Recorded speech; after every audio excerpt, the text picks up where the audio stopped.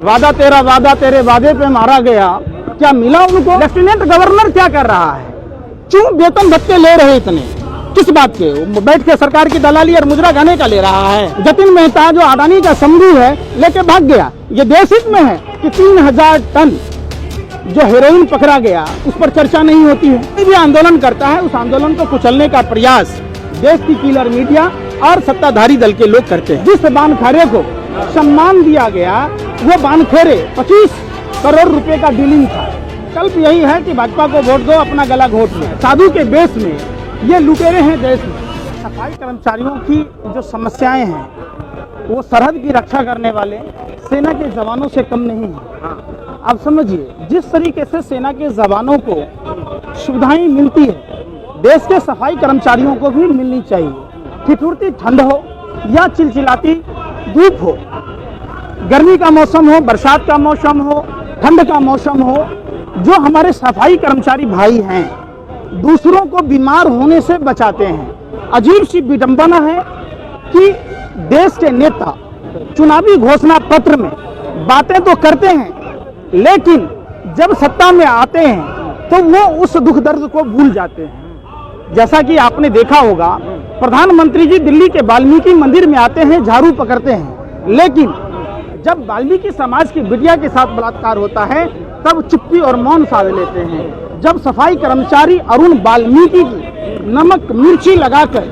मोटे मोटे डंडों से मारा पीटा जाता है, बिजली का करंट लगाया जाता है, तब सब के सब नेता चाहे वो किसी भी पार्टी के लोग हों चुप और मौन रहते हैं। जब बहन मनीषा के साथ बलात्कार होता है तब चुप और मौन रहते हैं। सरकार के लोग 18 दिन तक पुलिस एफआईआर दर्ज नहीं करती है और साक्ष्य मिटाने के लिए रात में मिट्टी का तेल छिड़क कर जला देती है। सबसे बड़ा सवाल है, जिस तरीके से सरहदों की रक्षा सेना के जवान करते हैं उसी तरीके से देश की आंतरिक सुरक्षा, मतलब जो सफाई का काम है हमारे सफाई कर्मचारी भाई करते हैं। 14 साल से अधिक हो गए जो लोग कच्चे में लगे थे उनको परमानेंट नहीं किया गया, उनका ईएसआई कार्ड नहीं है। मतलब जो दूसरों को बीमार होने से बचाने का काम करता है वो खुद अगर बीमार हो जाए तो उसका इलाज कहाँ होगा, उसके परिवार का इलाज कहाँ होगा, ये सवाल पूछा जाता है। दूसरी बात है कि आधा प्रतिशत जो सेस लगाया गया स्वच्छ भारत अभियान के नाम पर वो पैसे कहाँ जा रहे हैं? अगर उन्हीं पैसों को अगर सरकार सफाई कर्मचारी भाइयों को देती तो आज इनके वेतन के लाले नहीं पड़ते।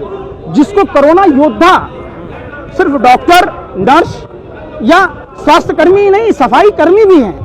तो जब उनकी मौतें हुई कोरोना काल में, जो 1 करोड़ देने का वादा था, वादा तेरे वादे पे मारा गया, क्या मिला उनको? कौन मारा गया सर? सफाई कर्मचारी भाई। ये दूसरे योद्धा हैं, सरहद के जवान की तरह रक्षा करते हैं। पूरी भारत को कौन सुरक्षा मुहैया कराता है, कौन बीमार होने से रोकता है? अगर ये सफाई नहीं करें तो लोग बीमार होंगे। तो ऐसे लोगों को अगर सरकार ध्यान नहीं रखती है तो कितना गलत है बताइए। इनको परमानेंट क्यों नहीं किया जा रहा, इनकी वैकेंसी क्यों नहीं चालू की जा रही? ये तमाम मुद्दे हैं और इनको वेतन टाइम पर नहीं मिल रहा। एक बात बताइए, इनके बच्चे को स्कूल का फीस कौन देगा? इनके घर में राशन कैसे आएगा? इनका इलाज कैसे होगा? मतलब भगवान भरोसे हिंदू होटल, वो वाली बात सरकार करती है। लेकिन सरकार तो हमेशा बात करती है, मजदूरों के ऊपर बात करती है, यही सफाई कर्मचारियों के ऊपर भी बात करती है, और आप सरकार के ऊपर ऐसे सवाल उठा रहे हैं। आपको भाजपा IT सेल वालों ने भेजा है क्या? सर नहीं, मैं पूछ रहा हूँ, इनको वेतन कितने दिनों से नहीं मिल रहा है? आपको पता है कि 14 वर्ष से अधिक हो गए MCD में शासित है जो पार्टी है, वो केंद्र में भी है और राज्य सरकारें तीनों मिलकर दिल्ली के विकास को ही अवरुद्ध नहीं कर रही। पूरे देश में सुनिए तो सही, हाउसकीपिंग के नाम पर अस्पतालों में प्राइवेट ठेकेदारों को ठेका दिया जा रहा है जो पार्टी फंड में चंदा दे रहे हैं। आप बता दीजिए किसी अस्पतालों में क्यों नहीं सफाई कर्मचारी भाइयों को जो पहले बहाली होती थी, बहाली चालू हो, इनको वेतन भत्ता मिले, टाइम से क्यों नहीं मिले? 3-3 महीने 6-6 महीने से वेतन नहीं मिल रहे। अरे सुन तो लीजिए पहले, क्यों सुनने का पैसा लग रहा है? इनका शौक है कि ये घर छोड़कर, अपना परिवार छोड़कर क्यों सड़कों पर है, ये सवाल उठता है। और देश की राजधानी दिल्ली में ही नहीं, कहीं भी आप जाएंगे, पूरे हिंदुस्तान की बात है कि प्राइवेट ठेके दे दिए गए। मतलब एक तो नौकरियां खत्म कर दी, और जो लोग लगे हुए हैं आधे से अधिक तो उम्र खत्म हो गया। क्या मतलब इनको समझने की बातें जो देश के नेताओं को समझनी थी वो तो समझते नहीं। ये आते हैं कभी नाटक कर जाते, नाटक ही तो करते ना। इनको वेतन भत्ता क्यों नहीं मिलता? इनके बच्चे क्या खाएंगे?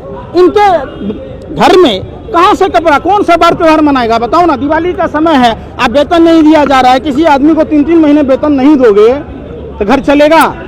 तो ये तो कहते हैं ना घर बसा हमारा, न घर बसने देंगे तुम्हारा। दिल्ली को सर एक मॉडल बनाया गया है, उस मॉडल के आधार पर अरे भैया पूरा हिंदुस्तान भारत को ही मॉडल बना दिया गया है, ऐसा मॉडल नहीं चाहिए। उत्तराखंड अरे सुन तो ली, नहीं, पहले मॉडल गुजरात था। सिर्फ बिजली पानी माफ कर देने से क्या देश की समस्याएं खत्म हो जाएगी?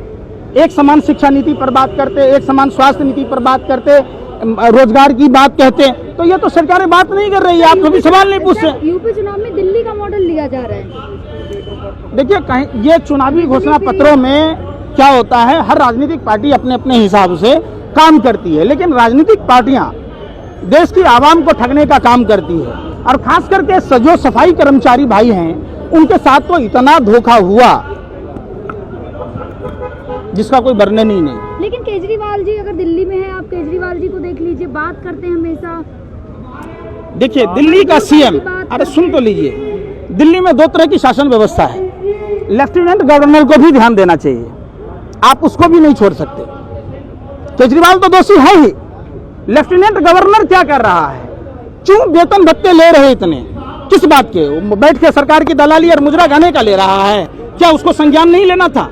वाल्मीकि जयंती के दिन में आप एक बात है, भाजपा का चुनावी या कोई भी पार्टी का चुनावी रैली हो, रोड शो हो, तो उस दिन कोरोना नहीं होता है।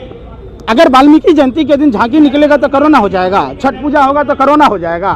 ये कौन सा साइंस पर क्या है? आप भूसी से तेल बनाने वाला है, नाला से गैस बनाने वाला अद्भुत वैज्ञानिक के होते हुए गैस सिलेंडर के दाम बढ़ रहे, महंगाई बढ़ रहा है। एक तो वेतन की मार, ऊपर से महंगाई की मार, ऊपर से बेरोजगारी का मार, ऊपर से जो इनको परमानेंट नहीं किया जा रहा उसकी मार।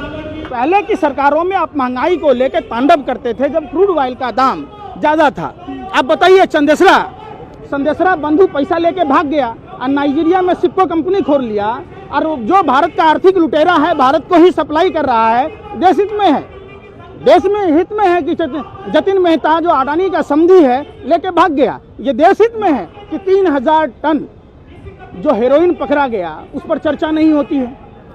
ये देश हित में है कि केपी घोषाभी जो वहाँ का गैंगस्टर है, उसका आपने देखा होगा प्रभाकर का जो स्टेटमेंट दिया है, तो सारे राज खुल रहे।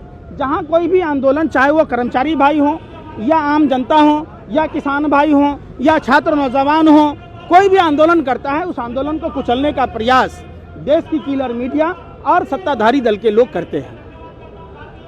सर विकल्प क्या है हिंदुस्तान के पास? क्या आर्यन का मामले को लेकर भटकाने क्या एक षड्यंत्र है? कौन है प्रभाकर? केपी घोषाभी का आदमी कौन है? भानुशाली क्या एनसीबी में भर्ती हो गया? ये एनसीबी के अधिकारियों को जवाब देना था। जिस बानखेड़े को सम्मान दिया गया वो बानखेड़े 25 करोड़ रुपए का डीलिंग था, आप समझिए, और सारा चीज इसी पर होता है। सवाल उठता है कि आप आते हैं, झाड़ू पकड़ते हैं, बहुत अच्छा लगा कि आपने वाल्मीकि मंदिर से झाड़ू पकड़ा, तो आपके आवास से चंद कदमों की दूरी पर बलात्कार की घटना हुई। अभी रात की घटना है कि रंजीत नगर में घटना हुई, 6 वर्षीय मासूम के साथ बलात्कार हुआ। जाटव समुदाय की बिटिया के साथ त्रिलोकपुरी में हुआ, राबिया के साथ हुआ। तो क्या है लॉ एंड ऑर्डर, बताइए ना।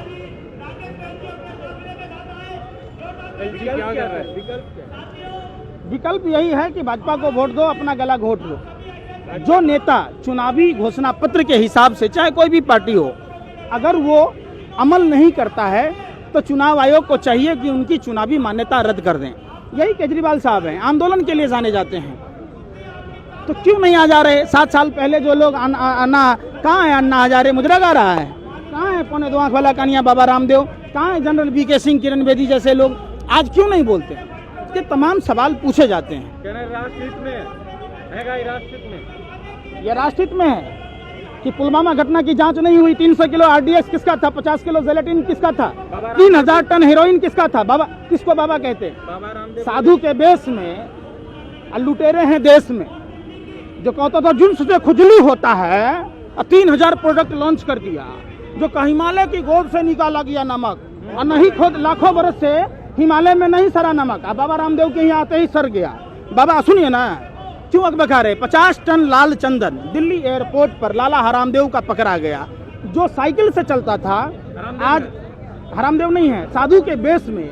ये लुटेरे हैं देश में। ये सिर्फ जमीन हथियाने के लिए, ये सिर्फ सरकारी पैसों को। एनपीए क्या होता है बताइए आप? या पत्रकारिता करते हैं? एनपीए मतलब किसको कहते हैं? अंग्रेजी नहीं, हमको नहीं आता है। बाप न पढ़ा हम बाप मरान दे रहे हैं बेटा के नाम पावर हाउस। गरीब आदमी को 5000 रुपया नहीं मिलता है। बाबा रामदेव को 2265 करोड़ रुपया माफ कर दिया जाता है। क्या कहलाता है भैया? एनपीए हो गया, नेशनल पाइप योजना हो गया। आप एक बार शादीशुदा हैं, अगर आपको बच्चा नहीं होगा तो क्या करोगे? पत्नी को दूसरे को दे दोगे कि इलाज कराओगे? तो जैसे संस्थाएं हैं, अगर संस्थाएं नहीं चल रही है, क्यों नहीं चल रही है? सरकार की मानसिकता के कारण। सरकार के लोगों को चाहिए कि जितने उनके माने अधिक खर्चे हैं, उस खर्चों में कटौती करना। सलाहकार समितियों को में जो अपने अपने गुर्गों को बनाते हैं, उनको कम करना। दिल्ली म्युनिसिपल कॉरपोरेशन घाटे में कैसे है? और इस लायक बना दिया कि लोगों को वेतन नहीं दिया जा रहा है। कौन लोग हैं? ये सरासर लूट खसोट हो रहा है। तो केजरीवाल लूट रही है, सब मिलके लूट रहे, सब मिलके लूट रहे। आपके विकल्प है केजरीवाल? कोई विकल्प नहीं है। चोर चोर मसेरे भाई हैं, जिसका खामियाजा दिल्ली की ही जनता नहीं, पूरे देश की जनता भोग रही है।